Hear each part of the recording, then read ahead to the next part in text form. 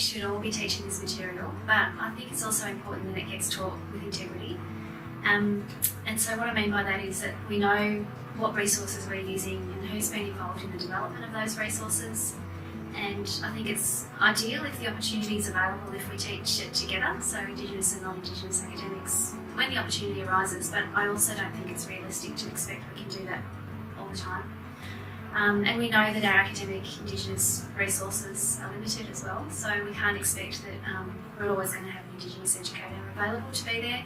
So it's important that we all have the capacity to participate in this teaching. Yeah, so I think it's important to certainly have a background knowledge in Indigenous health if you like to teach Indigenous health, but you don't have to be Indigenous to teach it.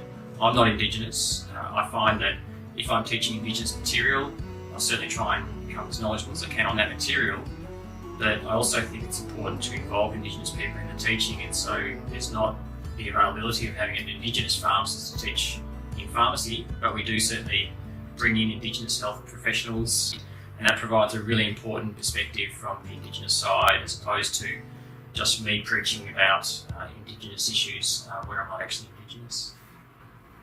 You need to negotiate and figure out what's the safe ground to speak about. So a non-Aboriginal person can't speak for Aboriginal culture, but in a lot of cases, us as Aboriginal people, we can't speak for all Aboriginal culture either. We can only speak for our parts. And a lot of time we're not even going to speak about that culture, we're speaking from it.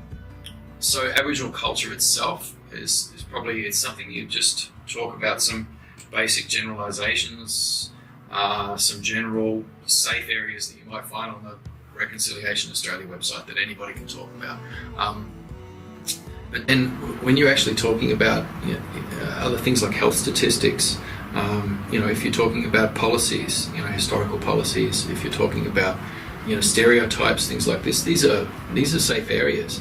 But also talk about your experience and your practice. So really what we're teaching students about in regards to Aboriginal health is about racism and privilege, because they're the things that keep Indigenous people out of healthcare settings. So anybody can teach about racism and privilege. In fact, you could argue that it shouldn't be Indigenous people's responsibility to teach that.